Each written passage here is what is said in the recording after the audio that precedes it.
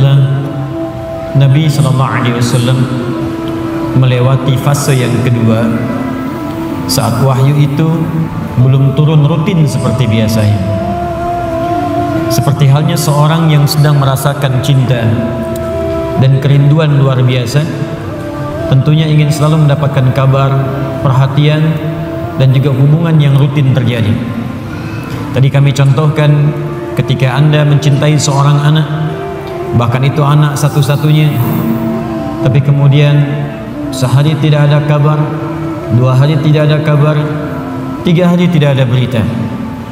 Tapi yang paling kemudian memekikkan adalah juga kadang-kadang memekakkan dan memberikan beban lebih berat daripada beban barbel yang diangkat, lebih berat dibandingkan daripada beban besi yang kemudian ditimpakan ke dalam pundak, adalah datangnya orang-orang terdekat yang tidak memberikan solusi. Sudah ada persoalan, tapi dia sibuk kemudian memberatkan masalah yang dimaksudkan. Bahkan hadir celaan-celaan kemudian dari lisannya, sampai mengolok-olok dan mengatakan, "Duh, sekarang udah ditinggal ya. Kayak orang gila aja sendirian, harap-harap sesuatu tapi nggak dapat. Duh, sekarang sudah nggak punya teman ya." Kalau yang bicara orang luar mungkin kita bisa abaikan karena tidak tiap hari bertemu dia. Tapi kalau yang bicara orang terdekat, bahkan hadir di samping rumah, bahkan punya status keluarga, itu yang beban paling berat dibandingkan dengan beban mengikut barbel. Itu beban paling tinggi, paling kuat dibandingkan dengan diberikannya besi ke atas pundak. Orang yang angkat barbel mungkin seketika bisa diangkat sampai ke kaki terasa beratnya, tapi bisa dilempar, selesai. Tapi kalau ada orang terdekat kemudian mencela Anda, orang terdekat memfitnah Anda, orang terdekat mengolok-olok Anda, orang terdekat menyebarkan aib Anda yang sebetulnya bukan aib pula, itu yang kadang-kadang berat untuk diterima. Di situ kadang kita merasa sedih. Ini yang terjadi keluarganya sendiri. Ini menariknya, tiba kemudian saat situasi itu terjadi di hari yang ketiganya, tiba kemudian Allah langsung turunkan 2 surah sekaligus. Termaktub dalam mushaf urutan 93 dan 94 langsung seketika. Jadi dua-duanya disebutkan satu penjamin, yang keduanya menyebutkan solusi. Bahkan beban itu langsung diisyaratkan seperti tadi kami ungkapkan. Wadduha. Bagian pertama surah 93-nya. Wal laili idza saja. Ma wadda'aka rabbuka wa ma qala. Ketika tadi keluarganya mengatakan inna sahibaka qad qala, sungguh Rabbmu sekarang, Tuhan itu yang engkau pertuhankan itu sudah meninggalkanmu. Dijawab langsung, ma wadda'aka rabbuka wa ma qala walal akhiratu khairul laka minal ula wala sawfa yu'tika rabbuka fatarda alam yajidka yatiman fa'awa wa wajadaka dhallan wa wajadaka 'ailan fa ammal yatima fala wa ammas sa'ila fala wa amma bi ni'mati rabbika. 11 ayat langsung. Apakah berhenti?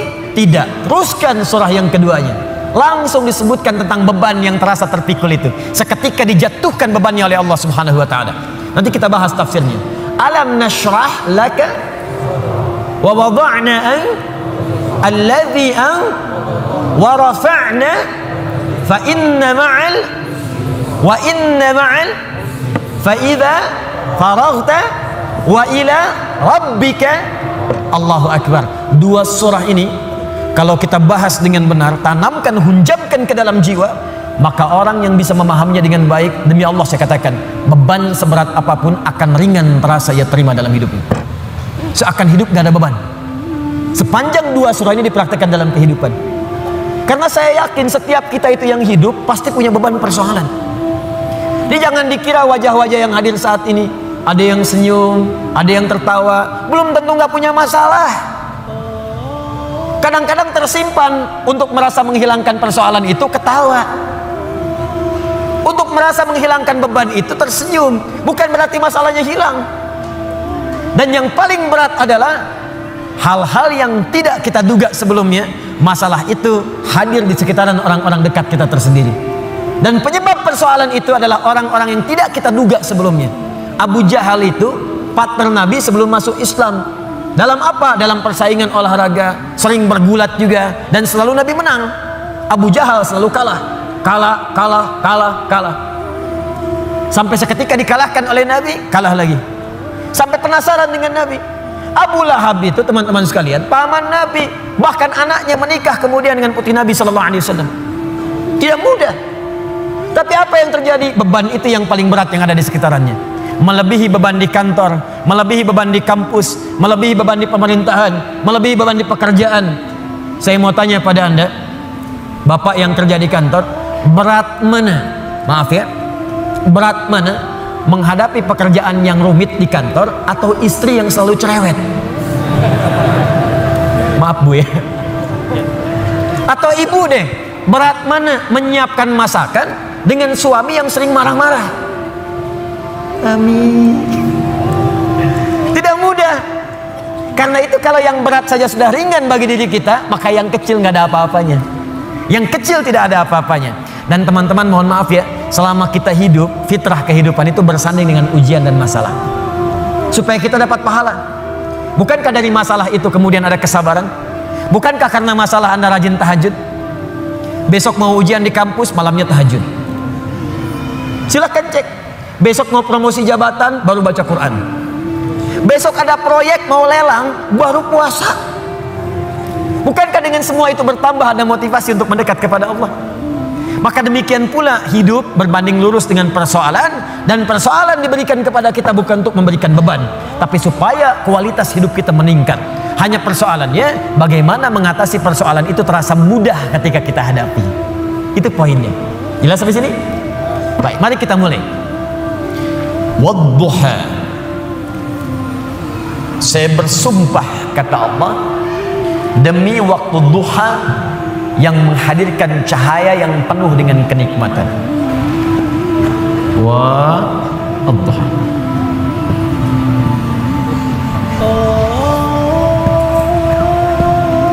Fokus. Huruf waw dalam bahasa Arab itu setidaknya secara garis besar ada dua jenis. Satu disebut atof. Atof itu waw yang mengikutkan pada hukum sebelumnya. Misal, buka Quran surah ke-2 Al-Baqarah ayat 127, paling kiri sebelah atas. Wa idh yarfa'u Ibrahimul qawa'ida minal bait wa Ismail. Wa Ismail. Dan pelajarilah, ingatlah, pahami ketika Nabi Ibrahim ditugaskan oleh Allah untuk meninggikan bangunan Ka'bah, ditinggikan. Wa Ismail, dan Ismail ikut mengerjakan itu. Saya ulang, dan Ismail ikut mengerjakan itu. Jadi ketika ada huruf waw di tengahnya, itu artinya mengikutkan satu orang kepada yang lainnya dalam pekerjaan yang sama. Zahaba Ahmad ila Masjid Al-Ukhuwah wa Ali. Ahmad pergi ke Masjid Al-Ukhuwah dan Ali ikut ke situ. Itu waw ataf. Tapi kalau ada huruf waw misal berada di awal ayat biasanya dalam setiap awal surah, dan harokat setelahnya itu kasrah. Harokat setelahnya itu kasrah. Jadi waw ada kalimat, di akhir kalimat itu harokatnya kasrah. Atau kasrahnya tidak ada tapi ditutup dengan alif. Alifnya alif belok begini.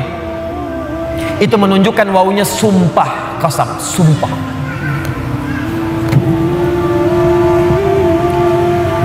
Saya ingin katakan pada Anda, kalau ada orang ragu kemudian saya bersumpah, bukankah sumpah itu bisa membuat ia lebih yakin?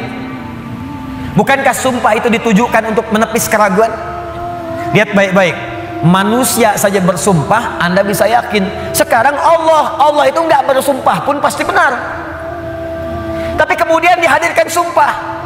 Kalau Allah sudah bersumpah, itu bukan sekedar ingin menyampaikan kalimat atau informasi, tapi Allah ingin memberikan komitmen dengan sungguh-sungguh dan menanamkannya ke dalam jiwa. Seakan-akan Allah ingin katakan, hei, saya bersumpah ya, saya komitmen, tanamkan pada jiwamu yang paling dalam. Wadduha, demi waktu duha yang cahayanya begitu menyejukkan, menenteramkan. Bukankah kalau waktu duha Anda keluar cahayanya enak? Ya? Nah, sumpah yang pertama ini ada yang memaknai dengan kalimat makna hakiki. Ini bersumpah dengan suasana alam yang sejuk. Tapi ada yang memaknai dengan kalimat majazi, kata kiasan. Muhammad saya bersumpah, tanamkan pada hatimu yang paling dalam, demi keadaanmu yang pernah mengalami ketenangan, seperti halnya engkau merasakan cahaya duha, demi kondisimu yang pernah merasakan sukacita, yang pernah enak, pernah nyaman, gak ada gangguan, persis seperti engkau berjemur dalam suasana duha. Bukankah kalau anda keluar suasana duha enak? Dalam bahasa bebasnya, saya bersumpah demi ketenangan, kenyamanan, kesejukan yang pernah engkau rasakan dalam hidupmu sampai dengan sekarang, seperti merasakan cahaya duha. Walaili idza saja, hati-hati. Dan saya pun bersumpah demi malam apabila telah datang gelap gulita, demi malam apabila nampak gelap sehingga tidak terasa, tidak terlihat apa yang ada di sekitarannya. Ini pun bisa diartikan bahasa kiasan. Walaili idza saja, maaf, kalau malam gelap itu terus cahaya tidak ada, lilin tidak ada, lampu sudah tidak ada, anda ada dalam satu ruangan, kira-kira, mohon izin ya, maaf sekali, kira-kira benda-benda sekitaran kita nampak tidak? Tidak. Kalau sudah tidak nampak, bisa nggak menjangkaunya secara cepat? Meraba kan? Meraba. Ustadz, tapi gigi saya putih, kalau saya senyum ada cahaya. Tidak. Tetap pantulannya tidak akan menghadirkan optik yang sempurna. Maka ketika anda ingin meraba, sulit. Ada orang, maaf ya, dihadapkan pada sebuah peristiwa, berat peristiwanya, seperti orang berada di tengah malam. Memang suasananya siang, matahari ada, tapi bebannya begitu berat sampai-sampai matanya terasa gelap, kayak orang limbung, jalan limbung. Pernah punya masalah di kantor, tiba-tiba baru datang, anda dipecat. Oh, astagfirullah. Kenapa Pak? Jangan tanya alasannya, pulang saja. Padahal suasana siang, terang benderang, mataharinya juga terik, tapi seakan-akan kita mendapatkan sesuatu yang gelap. Pulang goyang. Ibu tiba-tiba baru nyampe di pengajian, dapat WA, aku sudah tidak mencintaimu lagi. Oh, kenapa ini? Papa, apa yang terjadi? Apa mah? Ada SMS begini. Itu bukan nomor papa, mungkin salah. Tapi kalau itu benar, gelap. Jadi ada beban-beban tertentu dalam kehidupan yang terasa begitu gelap. Maka muncul kalimat walaili idza saja. Ataupun suasana yang engkau punya beban, Muhammad, saking beratnya beban itu, seperti engkau berada di pertengahan malam yang tidak ada cahaya, sulit berjalan, sulit meraba, sampai ada beban di pundakmu. Ma wadda'aka rabbuka wa ma qala. Tanamkan dalam jiwamu, aku bersumpah, kata Allah, dan ini komitmenku kepadamu, baik engkau dalam suasana suka seperti waktu duha, ataupun dalam suasana punya beban yang sangat berat, tanamkan, yakinkan pada jiwamu, aku tidak akan pernah meninggalkanmu untuk selamanya. Jangan dengarkan perempuan itu yang berkata Tuhanmu telah meninggalkanmu, inna sahibaka qad qala.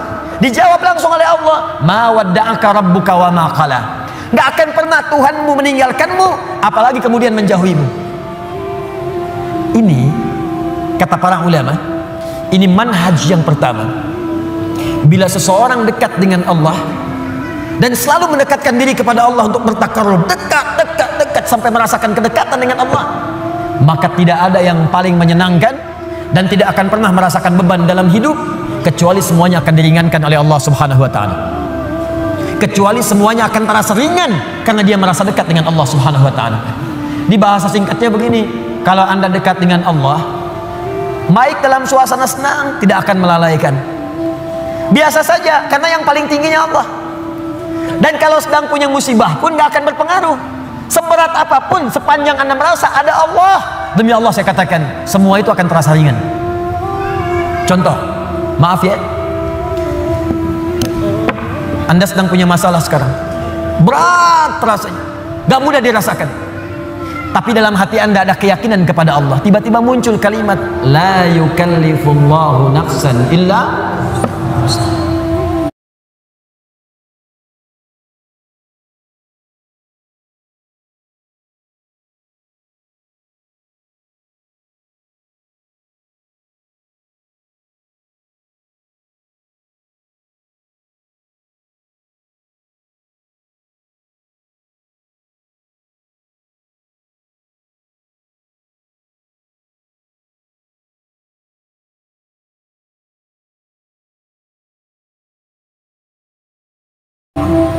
Allah nggak mungkin titipkan beban persoalan. kecuali Anda sanggup menjalaninya. Jadi kalau orang-orang yang dekat dengan Allah, di hatinya ada Allah, dalam pikirannya ada Allah, ingatannya terhadap Allah, jadi yang lain itu terasa kecil. Ini berita langsung dari Allah. Kalau beban hidup kamu ingin ringan menghadapi persoalan, maka dekatkan dirimu kepada Allah. Maka dalam suasana suka engkau tidak akan lalai. Kan ada orang yang suasana suka dia lupa dengan Allah, sehingga gak sadar berbuat maksiat. Dulu waktu belum jadi direktur, olahraganya bersepeda. Jadi direktur, sekarang mulai main golf, jalan. Sekarang mulai punya sekretaris. Sekretarisnya perempuan. Banyak melihat sekretaris dibandingkan istri di rumah. Jalan. Pergaulan mulai meluas. Hati-hati. Kalau tidak ada manhaj rabbani, kedekatan dengan Allah dalam jiwa, itu bisa berpeluang untuk bermaksiat. Hati-hati, bisa berpeluang untuk bermaksiat. Dulu belum terlalu kaya, pakainya sepeda, kadang jalan kaki. Sekarang datang mobil. Kalau nggak punya kedekatan dengan Allah, mobil itu kadang-kadang nggak bisa buka pintunya. Kalau belum dibukakan, nggak mau keluar. Kalau belum muter keliling komplek, belum afdol. Dulu ke masjid bisa jalan, jarak ke masjid cuma 10 meter. Habis punya Grand Max, bahkan ke IMAX, bahkan ke NMAX, motor. Jadi keliling komplek dulu 3 kali. Assalamualaikum, ayo Pak Haji ke masjid. Akhi ayo ke masjid, masih di dalam aja. Dia lupa yang di dalam itu lagi ke Cianjur, gak ada orang. Itu poinnya. Jadi jangan sampai saat kita berada di atas, maaf, lalai kita dengan kehidupan, sehingga menenggelamkan kita dalam apa yang kita dapatkan. Tapi yang lebih bahaya, jangan sampai ketika saat sedang punya persoalan, kita juga kemudian merasa berat dengan itu. Bebannya berat, limbung, bicara tidak terkontrol, makan tidak enak, tidur tidak nyaman, dan suasananya nggak menyenangkan, capek saja. Ada yang tiba-tiba naik ke atas tower, ada yang tiba-tiba naik ke atas tiang listrik, ada yang naik ke apartemen, mau bunuh diri takut, balik lagi gemetaran, dan seterusnya, dan tidak ada kerjaan. Semua itu tidak akan pernah terjadi kalau Anda dekat dengan Allah Subhanahu wa Ta'ala. Di pelajaran pertama dari surah Ad-Duha di awal ayatnya, berusahalah selalu untuk mendekatkan diri kepada Allah Subhanahu wa Ta'ala. Orang yang dekat dengan Allah, orang yang dekat dengan Allah, maka akan dijamin oleh Allah langsung hidupnya, baik dalam keadaan suka ataupun sedang merasakan duka, tidak akan berpengaruh banyak pada dirinya, karena yang paling tinggi dan paling menyenangkan adalah kedekatannya dengan Allah Subhanahu wa Ta'ala. Jelas sampai sini? Baik. Jadi kalau dia sedang kaya, tahajud jalan, karena yang dirindukan tahajudnya. Lihat Abdurrahman bin Auf, Utsman bin Affan, Tamim Ad-Dari, kekayaan banyak, harta melimpah, kapak terbuat dari emas, malam masih tahajud, teman-teman. Masih sempat baca Al-Quran. Utsman itu sampai jadi presiden masih punya waktu untuk khataman Quran. Kan Utsman radhiyallahu ta'ala anhu waktu terbunuh kan sedang baca Al-Quran, masih puasa, saat itu sedang puasa. Anda bayangkan nikmatnya dekat dengan Allah, walaupun jabatan tinggi, yang terasa nikmat itu saat sedang beribadah kepada Allah, saat tahajudnya, itu yang dinanti. Nabi itu kedudukannya paling tinggi, tapi kapan merasakan kenyamanan? Saat tahajud, sampai tak terasa rakaat pertamanya 5 juz 4 halaman, paling sedikit 100 ayat. Saya mau tanya pada Anda, pernah nggak merasakan kenikmatan seperti itu? Apakah nikmat saat dapat door prize, apa saat baca wadduhanya? Ayo coba rasakan, sampai hadir situasi itu, sampai enak, tahajud tuh diburu gitu. Bukan karena IPK-nya dapat 4, bukan karena dapat proyek besar, tapi yang dirasakan, ya Allah, terima kasih Engkau titipkan ini, dan dia kejar siapa yang memberikannya, kejar malamnya, kejar bacaan Qur'annya, kejar puasanya. Itulah yang sesungguhnya hakikat dalam kehidupan kita. Satu poin pertama, kalau ada orang yang sudah bisa mendekat kepada Allah, maka Allah jamin dalam syukurnya, dalam situasi dia tenangnya, nyamannya, dia tidak akan menjauh dari Allah, dan dalam situasi dapat musibah pun tidak akan banyak berpengaruh dalam kehidupannya. 2, Allah bersumpah lagi, walal akhiratu khairul laka minal. Ini yang hebat. Saya kemarin bikin quotes, lalu kita sebarkan. Ini sebetulnya di antara esensi surah Ad-Duha. Kata Allah, Muhammad, saya bersumpah kepadamu, yakinkan pada jiwamu, nanti saat kamu ke akhirat, suasananya akan lebih enak dibandingkan dengan sekarang. akhirat itu lebih baik dari apa yang kamu rasakan sekarang di dunia. Maksudnya begini, kalau kamu sedang capek, kamu sedang ada musibah, kamu sedang lelah, sabar. Nanti kalau sudah pulang, semuanya akan hilang. Memang dunia itu tempat capek, karena memang tempat beramal. Sholat di dunia, kerja di dunia, puasa di dunia, baca Quran di dunia. Kenapa kita kerjakan? Supaya cari bekal untuk pulang ke akhirat. Nanti kata Allah kalau sudah pulang semuanya akan hilang. Jadi tenang aja teman-teman. Capek cuma sebentar. Ya, capek cuma sebentar. Lelah, gak apa-apa. Namanya juga dunia. Dunia itu memang tempat capek. Kalau nggak mau capek, ya pulang. Dunia itu tempat capek. Dan kita memilih untuk hidup, maka jalani itu, nikmati saja, kerjakan aja. Setiap kerja ada pahala, setiap kerja ada pahala, setiap sholat pahala, baca Quran pahala, niat mencari nafkah karena Allah pahala, merawat anak pahala, memberikan ASI pahala. Gak apa-apa, memang capek, memang ya dunia sifatnya capek. Tobakkan antobak, setiap tahapan tuh capek lagi, biasa, supaya dapat bekal. Bukankah orang kerja dapat gaji? Dan enak kan kalau gajian? Dan kalau sudah dapat gaji, lupa kan 29 hari ke belakang? Anda itu bekerja, kerja, berangkat gelap, pulang gelap. Tapi kalau sudah dapat gaji, semua itu kan hilang lupanya. Pergi ke Lembang, ya, jalan sama keluarga. Ada yang ke Palembang beli pempek, ada yang ke Lembang beli mak Lembang. Semuanya kayaknya hilang aja. Besoknya kerja lagi. Kata Allah, saya janjikan yang lebih dahsyat. Kamu sabar saat di dunia, karena dunia memang tempatnya capek. Kamu cari bekal aja. Nanti saat pulang ke akhirat, saya berikan yang lebih indah dan gak akan pernah ada capek lagi.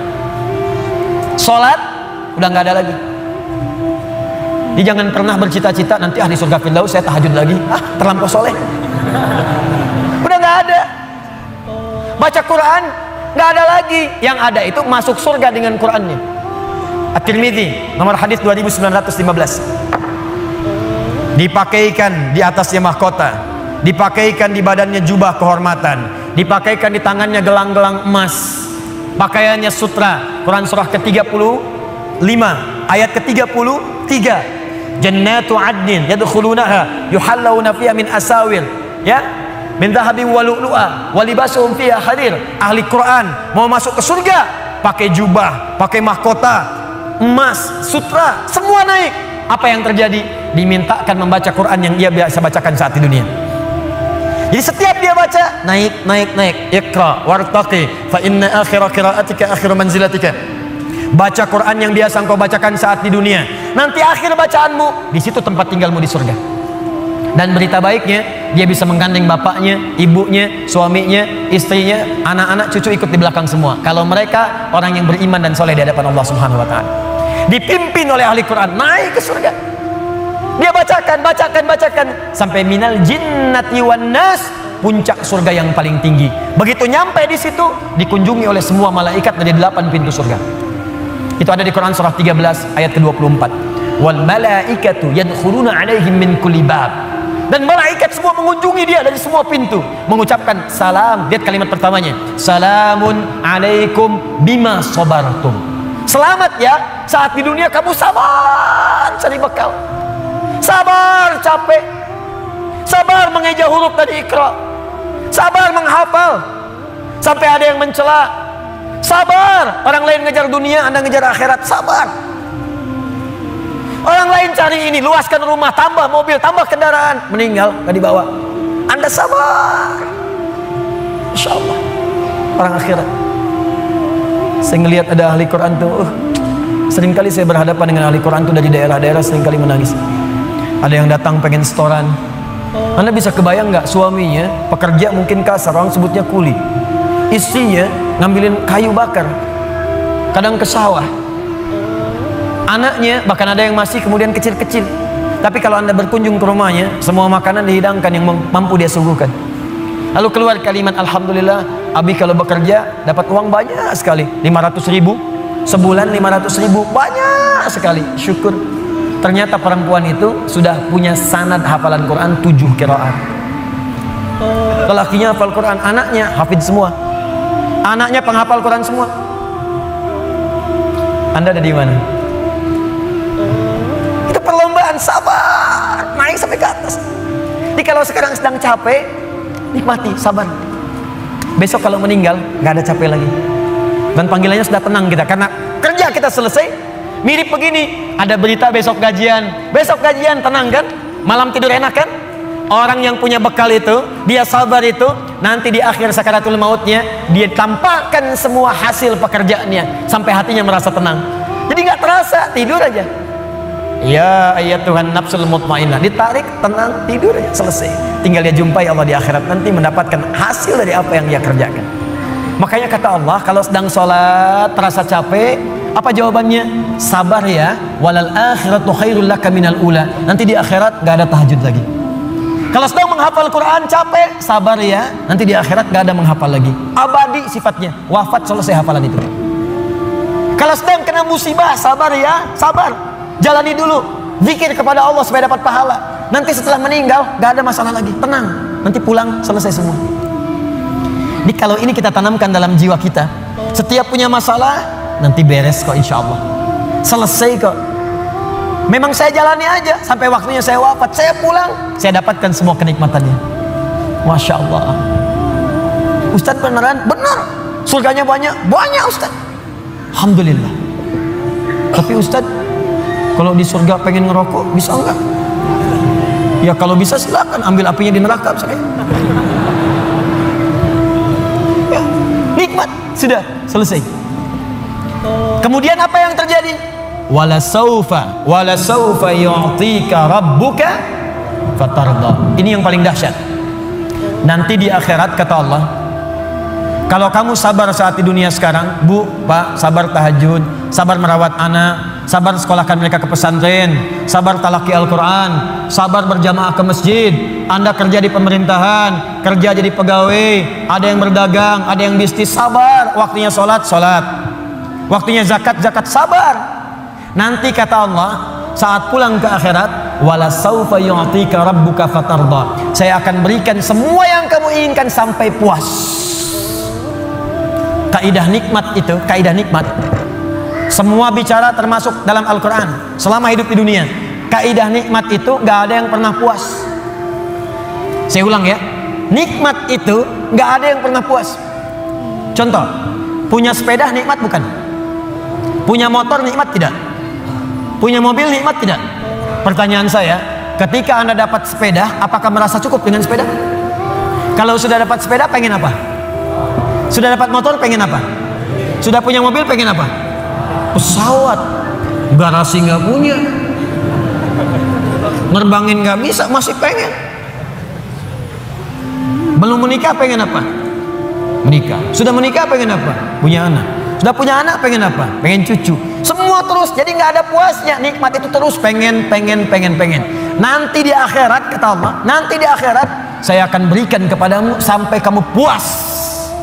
Sampai Anda mengatakan, ya Allah, cukup ya Allah, puas. Sekarang mah pengen terus, pengen. Nanti puas ya Allah, cukup puas. Ini semuanya nikmat sampai selesai semua. Makanya bersabar, dunia sebentar mas. Besok meninggal, selesai masalah. Mau besok meninggal? Susah. Sabar. Dan alhamdulillahnya nggak ada yang dikasih tahu kapan meninggal. Kalau diberitahu, bisa jadi kita pun nggak semangat. Sebentar lagi Anda akan meninggal.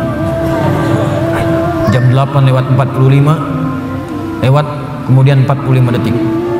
Waduh, kajian udah bubar, nggak pulang, di masjid aja. Astagfirullah. Kenapa Pak? 2 menit lagi. Ini amalan nggak terencana. Ini karena kita nggak tahu kapan wafat, kita bisa merencanakan. Malam ini tahajud insya Allah jam sekian. Saya mau istighfar jam sekian. Besok subuh di masjid A, zuhur di masjid B. Punya rencana. Dan ketika merencanakan, niat muncul. Dan itu niat ketika muncul, pahala dituliskan. Bukankah innamal a'malu binniyat? Innamal a'malu binniyat. Di ketika niatnya itu sampai, pahala dituliskan. Ini panitia ini nggak akan dihisab, nggak akan diberikan pahala berdasarkan mic-nya bunyi atau putus. Tapi udah ada niat nih, yang penting ada niatnya, ada pahalanya. Masalah bunyi putus perjuangan saya di sini. Jelas ya? Baik, wala saufa yu'tika rabbuka fatarda. Jadi gini maksudnya, kalau sedang capek, sedang lelah, apalagi kemudian beban itu datang dari orang-orang terdekat, teman sekantor tiba-tiba misalnya nampak mengkhianati, ada mencela, ada macam-macam, ingat Allah, maka Anda akan lapang. Ingat Allah, maka tidak akan ada beban. Dan ingat semua itu akan berakhir ketika kita wafat. Kalau itu ada dalam diri kita, maka demi Allah saya katakan, beban itu seberat apapun akan ringan. Ingat itu baik-baik. Wala saufa yu'tika rabbuka fatarda. Alam yajidka yatiman fa'awa. Muhammad, coba ingat-ingat. Kamu sekarang gak usah merasakan beban berat. Bukankah dulu pun aku buktikan kepadamu, saat engkau yatim, aku kirimkan orang-orang sekitaran untuk bisa memberikan perlindungan kepadamu. Lahir bapak tidak ada ibu. Ibu wafat usia 6 tahun, ada kakek. Kakek wafat usia kemudian Nabi Muhammad 8 tahun, ada paman. Ada semua. Ingat Muhammad SAW. Kalau sedang kamu merasakan beban, ingat senang yang dulu saya berikan. Manhaj yang ketiga. Kalau sedang merasakan kesulitan dalam masalah, kalau masalah ingin cepat diringankan oleh Allah, maka bandingkan masalah itu dengan solusi yang pernah dirasakan sebelumnya. Bandingkan persoalan yang sulit itu dengan kesenangan yang sudah dirasakan sebelumnya. Suami istri sedang punya masalah, malam ini punya persoalan, sampai nggak bicara. Coba duduk dulu baik-baik. Ingat masa-masa senang ke belakang. 15 tahun berumah tangga, masa mau dikalahkan dengan masalah di satu malam? Ingat banyak senangnya atau banyak dukanya, banyak sukanya, banyak dukanya, banyak nyamannya, banyak masalahnya. Coba timbang-timbang lagi. Mungkin dengan menghadirkan nostalgia kesenangan itu, yang ini akan terasa ringan. Mah, kenapa malam ini kita mesti cemberut ya? Bukankah kemarin-kemarin kita tertawa? Gara-gara papa semuanya. Gak apa-apa mah, memang gara-gara papa. Papa terima. Tapi mungkin Allah titipkan keburukan di papa itu karena mamah bisa menyempurnakan. Mungkin Allah pilih mamah itu adalah mamah yang bisa membimbing papa lebih baik. Masya Allah. Oh gitu ya pak ya, mama bikin status dulu ya. Jadi kalau semuanya begitu enak rasanya. Tapi memang diucapkan mudah, menjalaninya belum tentu mudah. Ustadz juga begitu ya, makanya jarang sekali ada ustadz ceramah bawa istrinya. Jadi kalau kita punya persoalan yang kecil-kecil sekarang, ingat masa lalu. Bu, pak, ya maaf di kantor ada masalah. Masalahnya hari itu, jangan langsung merasa berat. Ada proyek gak selesai dimarahin sama bos. Anda kerja sudah 10 tahun, dimarahin baru hari itu. Senangnya kan banyak, udah 9 tahun. Masa persoalan sehari mengalahkan persoalan 9 tahun yang senang ke belakang? Kan tidak lucu. Anda gagal satu ujian, 9 mata kuliah lulus semua. Masa harus meratapi diri pada yang satu itu? Selesaikan. Mungkin di situ Allah ingin berikan anugerah supaya Anda paham lebih dalam. Mungkin disitulah kepakaran Anda supaya belajar lebih dalam lagi. Diangkat kemudian karena pakar itu di masalah itu. Saya dulu itu setiap menghadapi pelajaran-pelajaran bahasa, apalagi balaghah macam-macam dan sebagainya itu, di situ perasaan awal pertama sulit saya hadapi. Begitu dihadapi, rupanya Allah menginginkan kita lebih fokus pada masalah itu. Seakan awalnya susah, ternyata ada nikmat di balik itu. Itulah poinnya teman-teman sekalian. Dikala Anda sedang merasakan kesulitan, ingat masa-masa lalu saat Allah memberikan banyak nikmat dalam kehidupan kita. Jelas sampai di sini? Baik. Wa wajadaka dhallan fahada. Ingat Muhammad, dulu engkau belum pernah punya pengetahuan seperti sekarang. Engkau belum dapat bimbingan dari wahyu seperti sekarang. Ini dhallan di sini jangan sembarangan menerjemahkan ya. Di Al-Quran itu ada kalimat serupa, tapi maknanya bisa beda. Ghairil maghdubi alaihim waladdallin.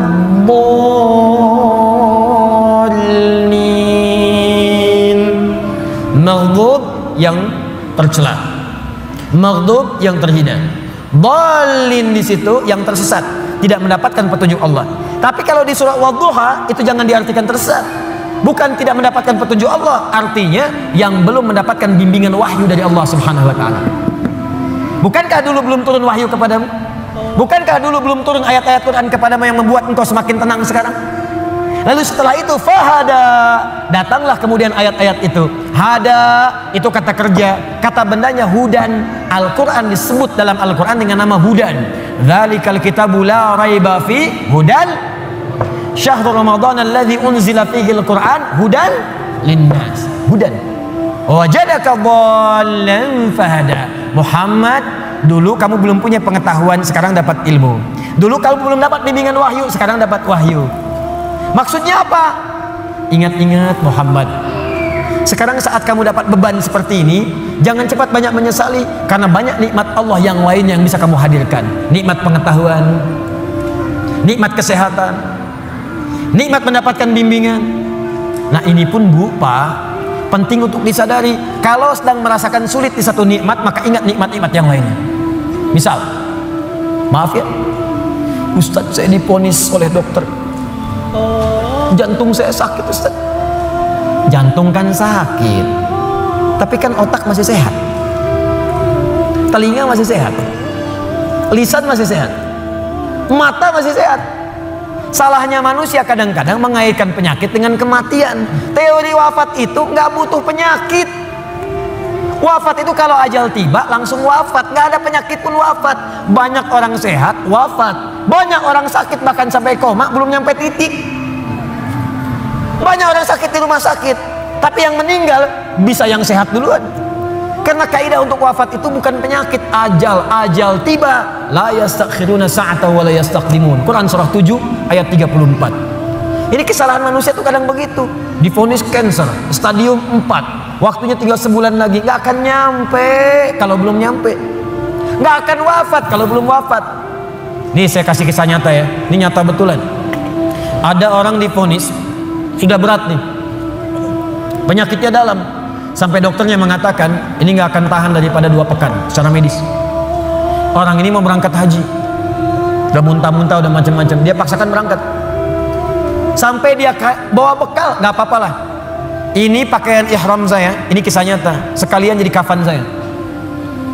Berangkat ke sana, bahkan keluarga sudah melepas dengan segalanya, kalau wafat nanti di tanah suci. Apa yang terjadi? Sampai di sana berangkat haji, tawaf muntah darah. Berangkat lagi. Tawaf pertama kan umrah tuh, tawaf kudum, selesai. Sampai kemudian masuk wukuf di Arafah, sudah sepekan. Berjalan lagi. Lontar jumrah, naik sampai puncaknya pun teman-teman. Dalam hal mabit saja di Muna, mabit di Muna, orang bisa ngambil nafar awal. Kalau sakit nafar awal, bahkan ada yang ditanduk selesai pulang. Ini tidak, sampai diselesaikan nafar akhir 3 hari. Tanpa sadar sudah lewat 2 pekan di Mekah, masih sehat. 3 pekan makin merasa enak, pulang ke tanah air. Lebih daripada 25 hari pulang. Apa yang terjadi? Dicek lagi di dokter, ternyata penyakitnya hilang. Haji pulang penyakit hilang. Tiba-tiba bisa jogging, lari lagi di alun-alun, lari. Yang paling menyedihkan dan yang paling menggelikan, dokter yang memvonis Anda tinggal 2 pekan meninggal duluan. Dokter yang memvonis paling 2 pekan Pak, dianya meninggal duluan. Anda bisa bayangkan. Hati-hati Mas. Saya mah masih muda. Itu tuh yang banyak ubanan, udah bau tanah. Situ bau tanah, sini bau kuburan. Jadi kita nggak bisa menugak harap-harap meninggal di tanah suci, bisa kembali di tanah kusir. Harap-harap wafat di tanah kusir, wafat di tanah abang. Jadi bisa dimanapun, nggak bisa kita pilih. Karena itu kita diajarkan oleh Allah Subhanahu Wa Taala, hati-hati. Kalau kita mendapatkan merasa kurang di satu nikmat, maka segera evaluasi diri. Barangkali nikmat yang lain lebih banyak yang pernah kita dapatkan. Apakah kita hanya akan jauh dari Allah hanya karena satu yang kita rasakan itu, sementara Allah berikan banyak kepada kita? Nah ini pelajaran penting juga. Awas, awas, karena ini nanti terkait nanti dengan hal-hal penting. Ada yatim, ada yang lain, ada peminta, ada yang lainnya. Perhatikan baik-baik, fokus baik-baik. Jangan sampai hubungan Anda pun dengan orang. Karena ayat ini punya hablum minan nas, hablum minallah. Hablum minallah vertikal, hablum minan nas horizontal. Jangan sampai Anda punya hubungan dengan orang sudah bertahun-tahun baik, putus hanya karena satu persoalan yang terjadi di satu hari. Sering terjadi begitu. Anda nggak sadar, bertahun-tahun berteman, bertahun-tahun berkolega, bertahun-tahun bertetangga, di pemerintahan, di jabatan, di harta benda, di macam-macam. Cuman gara-gara satu persoalan lupa dengan kebaikan yang pernah terjadi di masa-masa lalu. Kalau itu terjadi dalam hidup Anda, maka Anda sedang dikuasai oleh setan. Anda sedang jauh dari Allah. Karena ayatnya mengatakan orang yang dekat dengan Allah tidak akan dipengaruhi oleh persoalan-persoalan yang tiba seketika, dan dia tidak akan melupakan kebaikan-kebaikan yang pernah terjadi di masa lalu. Lawan dari Allah itu tagut. Tagut terbesar itu setan. Allahu waliyul ladzina amanu yukhrijuhum minadh dhulumati ilan nur wal ladzina kafaru awliya'uhumut taghut. Tagut terbesar setan. Jelas sampai sini? Awas, hati-hati, kasusnya banyak terjadi di pemerintahan karena masalah persaingan. Sudah lama tiba-tiba sehari nggak sahabatan lagi. Di perdagangan karena masalah proyek satu, padahal sahabatan karena proyek satu, tiba-tiba jadi musuh yang sangat dalam. Bertetangga sudah puluhan tahun gara-gara pohon mangga, buahnya di si A, ya maaf, pohonnya di si B, buahnya ke si A, jatuhnya ke si A melulu, ribut nggak selesai. Ada kejadian begitu? Banyak. Kalau Anda dekat dengan Allah, Anda akan lapang. Mau mangga silahkan Pak, kalau bisa ambil dengan pohon-pohonnya dari sini. Jelas ya? Baik, kalau sudah seperti itu, maka syukuri semua nikmat tadi. Fa ammal yatima fala taqhar. Muhammad SAW, dulu kamu pernah yatim, kamu dirawat, maka sekarang syukuri nikmat dengan merawat anak yatim. Nah, ini maksudnya, maaf sekali lagi, tolong hadirkan syukur sesuai dengan nikmat yang telah Allah berikan kepada kita. Contoh, Allah berikan nikmat harta, maka keluarkan syukur itu dalam bentuk harta juga. Rajin bersedekah, rajin berinfak. Ya, Allah berikan nikmat Al-Quran, maka berikan bentuk syukur dengan bentuk Al-Quran juga. Ke masjid imami, ajari murid-murid Quran, buka majlis ta'lim tentang Quran, itu bentuk syukurnya. Di ketika Nabi pernah yatim, dirawat oleh orang lain, kemudian kata Allah, wujudkan bentuk syukurmu dengan merawat anak yatim juga. Fa ammal yatima fala. Maka jika ada anak yatim, sayangi. Wa ammas sa'ila fala tanhar. Kalau ada orang nanya, kamu kan Muhammad, saya berikan ilmu, berikan Al-Quran, berikan wahyu, maka bentuk syukurnya setiap ada orang bertanya tentang ilmu, tentang wahyu, berikan kepadanya. Berikan, jangan tutupi, sesuai dengan kadar kelapangannya. Maka itulah prinsipnya, kalau kita ingin bersyukur dan ditambah nikmatnya oleh Allah, setiap diberikan nikmat, maka cepat syukuri nikmat itu sesuai dengan fungsinya. Kalau harta, sedekah. Kalau ilmu, ajarkan. Kalau Quran, tampilkan. Demikian seterusnya. Kalau Anda hidupnya begitu, ringan kita. Terima kasih, terima kasih, terima kasih. Jadilah terima kasih. Enak. Dan gak akan ada beban. Ini saya bingung deh. Kadang-kadang cuman karena rebutan mobil, rebutan motor berkelahi, dua-duanya meninggal. Motornya nggak ada yang dapat. Cuman karena rebutan minum, berkelahi, rebutan lahan. Kemarin ada orang rebutan lahan sampai berkelahi, bacok-bacokan. Ada yang pakai golok sampai meninggal, sekian wafat, sekian luka. Aduh, ketika meninggal dapat apa? Tanahnya nggak dapat, lahannya nggak dapat. Apa yang didapatkan meninggal? Yang dibunuh meninggal, yang membunuh meninggal, dua-duanya wafat. Cuman statusnya beda di hadapan Allah. Karena itu jangan berlomba dengan urusan dunia, capek, nggak elit, nggak keren. Wafatnya nggak dapat apa-apa. Setelah itu baru kan bicara kepada diri Anda. Nah, ini bagian terakhir. Wa amma bi ni'mati rabbika. Bagian terakhir. Dan kalau Anda mendapatkan nikmat dari Allah Subhanahu wa taala, untuk menguatkan dan mensyukuri nikmat itu, boleh Anda kemudian membincangkan nikmat itu. Kalimat Qur'annya fahadits, bukan faakhbir. Kalau faakhbir, sampaikan pada orang. Bikin pamflet dari Sabang sampai Merauke. Alhamdulillah Allah berikan kepada saya nikmat rumah yang luas, pasang, bikin status di Facebook, bikin di Instagram, mobil baru, foto, ceklik. Alhamdulillah, nikmat Allah saya mendapatkan Lamborghini. Itu Maria pamer. Alhamdulillah dapat misalnya kalung baru, alhamdulillah berlian baru, foto ceklik, berlian harga 8 miliar, pajang. Bukan. Fahadits itu punya dua arti. Satu, membincangkan ke dalam jiwa secara langsung. Diajak bicara diri kita. Ya, diajak bicara. Misal, pernah kan satu waktu kita merenung, ya kan? Lalu kita katakan pada diri kita, alhamdulillah nih dapat ini, itulah tahajud. Dia untuk menekatkan diri kita dengan Allah, bisa konsisten tahajud malam, tahajud. Ajak bicara diri kita.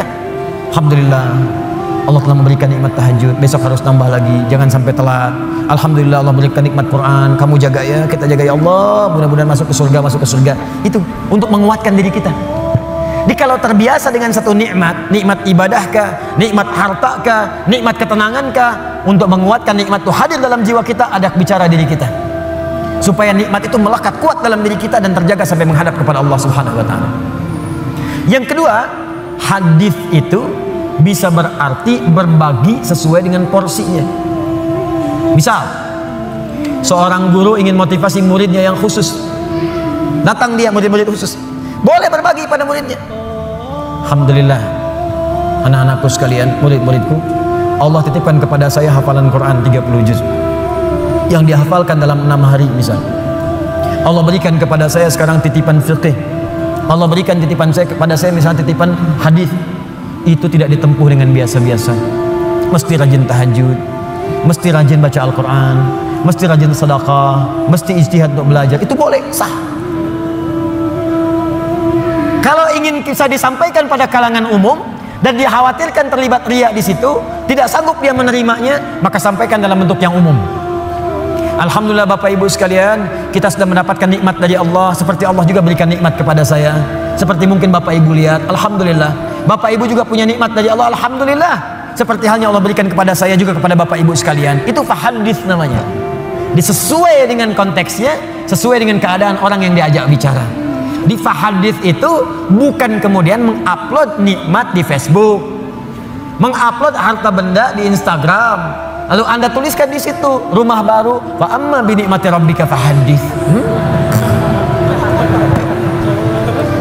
Bukan begitu maknanya. Pulang dari haji boleh, saya kumpulkan tetangga untuk berbagi zam-zam, nggak usah bicara, zam-zamnya dibagi, kurmanya dibagi, wa amma bi ni'mati rabbika fahadits.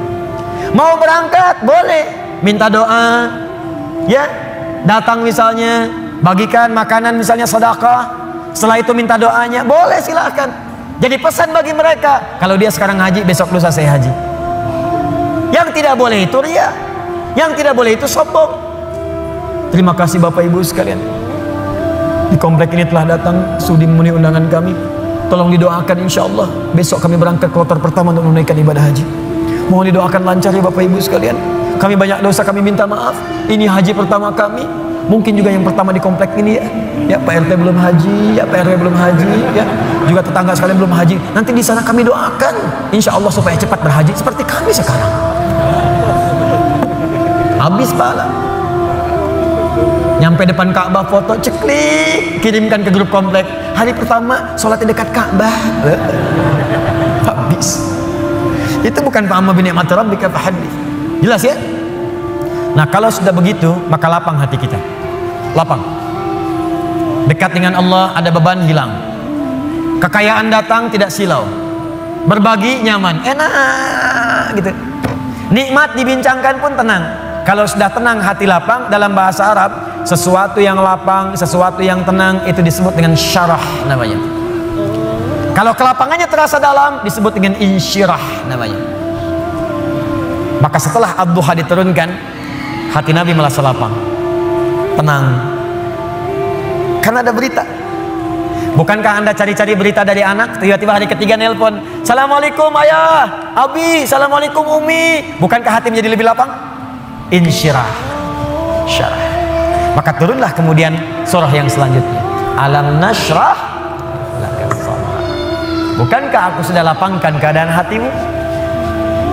Ini isyarat. Jadi kalau kita dekat dengan Allah, tersambung dengan Allah, online koneksinya bagus, sinyalnya bagus, ibadahnya bagus, tenang, hati pun akan lapang.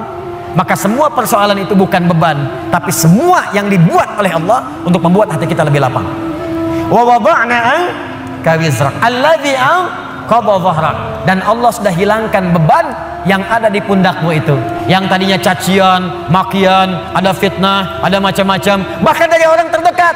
Karena dekat dengan Allah, dibuang oleh Allah seperti barbel yang ada di pundak, tiba-tiba dilemparkan seketika. Bukankah atlet angkat berat itu, begitu besinya diangkat, langsung mulutnya kelihatan berubah, wajahnya berubah, naik ke atas. Tapi bagaimana ketika itu sudah dilemparkan, diangkat, lempar, pung, tenang.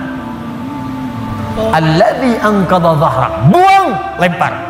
Jadi kalau orang dekat dengan Allah, begitu ingat Allah, semua beban yang besar pun seakan-akan dibuang, habis. Setelah itu apa yang terjadi? Ketika Anda bisa bersabar, lebih dekat dengan Allah lagi, lebih dekat dengan Allah lagi, maka yang terjadi, Allah bukan tenggelamkan Anda, tapi Anda akan diangkat di hadapan Allah Subhanahu wa taala. Wa rafa'na laka dzikra. Disebut nama Anda di langit. Si fulan, abdi, hambaku. Si fulan, lihat hambaku, hambaku. Diuji dengan musibah seberat apapun, dia tenang saja. Dia dicaci, tidak membalas. Dia dihina, dia bersabar. Bahkan orang terdekatnya mengkhianati, dia sabar. Diangkat derajatnya oleh Allah. Dan satu kali diputar oleh Allah. Ja'al haqq wa zahaqal batil, innal batila kana zahuqa. Satu hari kemudian terbukalah kemudian yang nyata itu, maka yang buruknya hilang, yang baiknya muncul. Bukankah Yusuf alaihissalam pernah difitnah? Bukankah Yusuf alaihissalam pernah masuk penjara? Bukankah Yusuf alaihissalam pernah masuk ke dalam sumur? Bukankah beliau kemudian pernah disiksa? Bukankah beliau pernah dihujat? Tapi apa yang terjadi ketika beliau naik jadi menteri, membebaskan Mesir dari kelaparan, datang kemudian punya jabatan, apa yang terjadi? Ditukar semuanya menjadi baik. Wa rafa'na laka dzikrak, diangkat oleh Allah, dan semua masa-masa suram itu hilang seketika. Sekarang saya tanya pada Anda, tidak pernah ada menyebutkan Nabi Muhammad SAW, bukankah yang terbayang kebaikannya saja? Bukankah yang terbayang ketakwaannya saja? Bukankah yang terbayang kemuliaannya saja? Semua beban ketika sedang sholat ditaruh kotoran di atasnya. Ketika beliau berdakwah dilempari di Taif dengan batu. Ketika kemudian beliau sedang tidur akan diusir, dikepung oleh 100 pemuda. Semua siksaan, semua tantangan. Tapi apa yang terjadi? Ketika hijrah, semua lapang, balik ke Mekah, wa rafa'na laka dzikrak, diangkat semuanya. Tidak ada yang menyebutkan Muhammad kecuali semua kebaikan. Dan orang-orang sekitarnya kembali menjadi baik. Bagian terakhirnya, kalau Anda ingin mendapatkan ini semua, tidak mudah kata Allah. Bagaimana cara mendekat kepada Allah yang pertama? Maka rumus yang pertamanya, sebelum Anda lakukan dengan pendekatan ibadah kepada Allah, maka Allah berikan rumus cepat. Perhatikan rumus cepatnya. Perhatikan rumus cepatnya. Kalau sedang punya masalah besar, dan masalah itu ingin cepat dibuang dari benak Anda, tidak membebani pikiran Anda, maka keluarkan rumus ini dalam kehidupan. Lihat kalimatnya. Inna ma'al, lihat. Alladzi anqadha dhahrak wa rafa'na laka dzikrak. Fa inna ma'al usri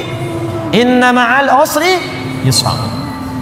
Kalau Anda sedang punya masalah, kata Allah, langsung tanamkan pada jiwa Anda. Kalau perlu berkali-kali, yakinkan pada jiwa Anda, setiap ada masalah pasti ada solusi. Itu cara mengemas kalimatnya. Setiap ada persoalan pasti ada solusinya. Bahasa gampangnya begini, kalau punya masalah langsung hadirkan di benak kita, pasti ada solusinya, pasti selesai. Nah, orang begitu itu lebih ringan dibandingkan bikin status. Engkau tidak seperti yang aku kira. Rupanya engkau mengkhianatiku di belakangku. Terus nungguin status, disebarin ke orang, capek. Ping, dibaca. Kunaon, cek? Itu biasa, abi mas sabar. Capek. Buat apa? Yakinkan Allah tidak akan menguji saya kecuali saya sanggup. La yukallifullahu nafsan illa wus'aha. Yang kedua apa? Inna ma'al usri yusra. Ini pasti selesai. Nih catat kalimat saya. Catat baik-baik. Dalam bahasa Arab, usrun itu kesulitan yang paling pekat, sangat sulit. Kalau kesulitan relatif namanya su'bun su'ubah. Bagi si fulan sulit, bagi yang lain mudah. Su'bun. Tapi Allah tidak pernah mengatakan begini, inna ma'as su'ubati yusra, enggak pernah. Kalau sohbun, si fulan gampang, yang lain susah. Maaf, bawa mobil susah atau gampang? Susah. Bawa mobil, bawa. Kalau nyetir mobil bisa, bawa mobil, bawa. Susah, nggak ada yang bisa, sulit, berat bebannya. Itu disebut usrun namanya. Ain sinra, usra. Al-usra, asra, ya'sra, usrun. Berat seberat-beratnya. Solusinya, kalau mudah yang relatif namanya sahlun, sahlah, suhulah. Itu bagi si A mudah, yang lain belum tentu. Tapi kalau semua mudah, semudah-mudahnya, seperti minum air, seperti ngangkat sedotan, seperti ngambil tisu. Jangankan orang 50 tahun, anak 5 tahun bisa ngambil. Itu yusrun namanya. Yusrun. Mudah. Orang yang namanya yusrun artinya orang yang mudah, yang ringan, yang gampang. Yusrun, semudah-mudahnya seperti mengangkat tisu. Kata Allah, lihat sini, kalau anda sedang punya masalah seberat apapun usrun, kalau masalah itu ingin diringankan oleh Allah, walaupun solusinya belum datang, maka tanamkan pada hati anda, ini pasti selesai. Mudah, seperti ngangkat tisu. Gak ada yang susah bagi Allah. Orang yang dekat dengan Allah, dia tahu semua solusi ada pada Allah. Punya masalah dengan harta, Allah yang maha kaya. Masalah dengan ujian, Allah yang maha mengetahui. Allah yang punya ilmu. Masalah di rumah tangga, Allah yang punya solusi. Semua Allah punya. Apa yang tidak punya bagi Allah? Makanya orang yang dekat dengan Allah, begitu ada persoalan, ingat Allah. Masalah pasti selesai. Kayak ngangkat tisu, bagi Allah gampang. Jadi kalau sedang punya persoalan, bu, di rumah tangga, nggak usah banyak mengeluh. Ya, walaupun belum datang solusi, sampaikan pada jiwa kita, insya Allah selesai. Saya yakin itu. Kapan? Terserah Allah. Yang penting saya ikhtiar. Setelah itu ini indah. Fa idza faraghta fansab. Setelah itu move on. Itu bahasa kitanya. Faraghta fansab, move on. Kalau kita udah selesaikan yang ini, siapkan lagi rencana berikutnya. Jangan mati sampai di situ. Jangan berhenti sampai di situ. Apa gara-gara tidak lulus satu mata kuliah Anda ingin keluar dari kampusnya? Apa yang Anda kerjakan? Anda itu lulus 4 mata kuliah, gagal 1. Apa kemudian tiba-tiba ingin meninggalkan kampusnya? Tapi saya kecewa dengan dosennya. Sebetulnya saya lulus, dikasih nilainya malah D. Gara-gara dosen gak suka dengan saya. Buktikan dengan ilmu Anda. Gampang, move on. Kerjakan. Sudah, yang sudah berlalu, sudah. Sekarang saya hadapi. Hadapi dengan benar. Gak usah berhenti di situ. Di pekerjaan Anda dicela. Gak benar kamu begini. Buktikan, sekarang saya selesaikan. Fa idza faraghta fansab. Kalau udah selesai yang ini, siapkan yang berikutnya. Setelah itu wa ila rabbika farghab. Jangan lupakan hubungan dengan Allah supaya diringankan apa yang Anda sedang kerjakan itu. Itu rumusnya. Ini memang mudah dibincangkan dan tidak mudah dipraktekkan. Tapi kalau kita jadikan manhaj sebagai acuan, insya Allah akan berpengaruh pada kehidupan. Gak percaya silahkan Anda praktekkan. Keluarkan rumusnya sebagai kesimpulan. Pertama, kalau sedang punya persoalan, yakin Allah akan menolong kita. Yang kedua, ingat baik-baik, setiap ada persoalan selalu ada solusinya. Yang ketiga, selalu lapangkan hati kita dalam menerima cobaan apapun. Yang keempat, cepat move on. Kalau ada masalah, selesaikan, hadapi, serahkan semua kepada Allah hasilnya. Setelah itu, siapkan rencana-rencana kita berikutnya. Kalau hidup kita begini, kita akan teratur dan tidak akan disibukkan oleh celaan dan tantangan yang hadir dari sekitaran kita. Antum jalan aja. Paham? Ini tuh seperti sederhana, dibaca tiap waktu. Suratnya dibaca saat maghrib, dibaca saat isya. Mana buktinya? Baru baca wadduha, setelah itu sudah mengeluh. Wala sawfa yu'tika rabbuka fatarda, sampai ujungnya wa amma bi ni'mati rabbika fahaddits. Assalamualaikum warahmatullahi wabarakatuh. Assalamualaikum warahmatullahi wabarakatuh. Kenapa akhi? Masalah saya belum selesai. Sabar, terapkan. Jelas sampai di sini? Nah, karena itu kesimpulan dari materi kita malam hari ini, pertama, selalulah mendekat kepada Allah Subhanahu wa taala agar hidup kita lebih mudah. Saya ulang, selalulah mendekat kepada Allah Subhanahu wa taala agar hidup kita lebih mudah. Yakin, Pak, Bu, yakin. Allah itu pencipta kita, Allah yang punya solusi dari semua masalah kita. Anda dekat dengan Pak Wali Kota, pekerjaan Anda mudah di kota. Anda dekat dengan Allah, apa yang tidak mudah bagi Allah?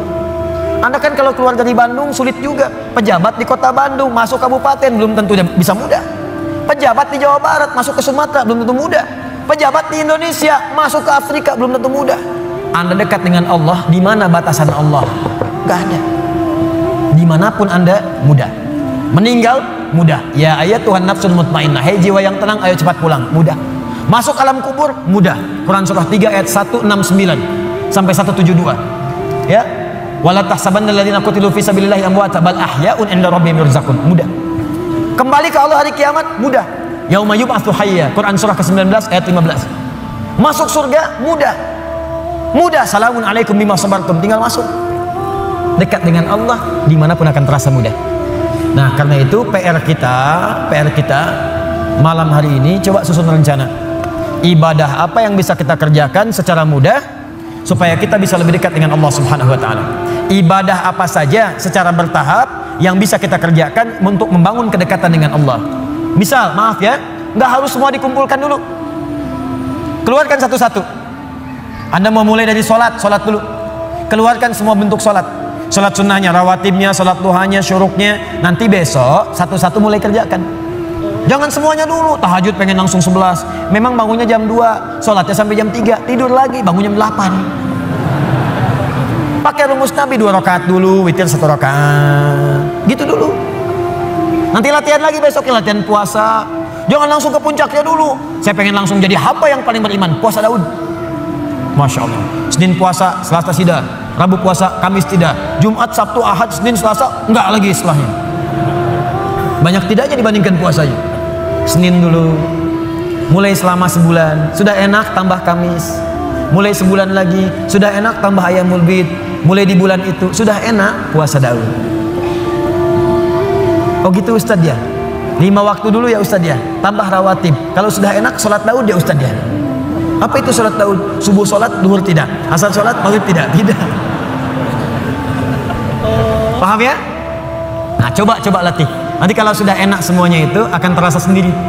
Rasa nikmat. Dunia itu. Saya kadang-kadang suka ketawa sendiri. Lihat orang rebutan jabatan, rebutan mobil, rebutan kendaraan, rebutan kamera, rebutan. Saya suka ketawa sendiri, ngapain? Ntar pulang meninggal juga. Hafat. Pulang bahkan dengan rebutan sendal. Ngapain? Ya ingat ya, saya tekankan nih. Anda mau keluar, kalau mau pikir-pikir ngambil sendal orang, ingat wafat. Wafat. Samping masjid pakai sendal orang, wafat. Ingat tuh. Gak jadi Anda. Gak jadi. Ya ingat tuh kalau sedang jadi pejabat pengen tanda tangan, ditawarin tuh. Ya disuruh korupsi, disogok, ingat wafat. Wafat. Begitu mau dikasih, ngasih apa tuh? Ada FIFA. Wafat kamu sekarang. Wafat sekarang. Wafat. Oh masa sih Pak wafat? Tobat kamu, tobat. Tapi 1 triliun Pak. Gede gening. Ayo istihoroh. Ingat ya, itu poinnya, dekati diri kita dengan Allah. Setelah itu lihat apa yang terjadi, rasakan bedanya, bedakan rasanya, pasti akan terasa bedanya untuk kita semuanya. Saya kira itu 2 surah yang kita bahas malam hari ini. Memang surah ini biasa kita bacakan, tapi jarang diamalkan oleh setiap orang-orang yang membacanya. Karena itu dari sini mudah-mudahan kita dikuatkan oleh Allah untuk mengamalkan isinya. Semoga kita dilapangkan hatinya dan saling berbuat baik. Kalau ini dianggap berhasil apa yang saya sampaikan, setelah ini ada kelapangan dalam jiwa kita. Tapi kalau tidak merasakan ada pengaruh, berarti mungkin mohon maaf, bisa jadi Anda yang kurang fokus, atau saya yang kurang benar menyampaikan, atau mic-nya yang kurang jelas. Tidak ya, kita belajar dengan baik insya Allah. Mudah-mudahan ada kemuliaan untuk kita semuanya.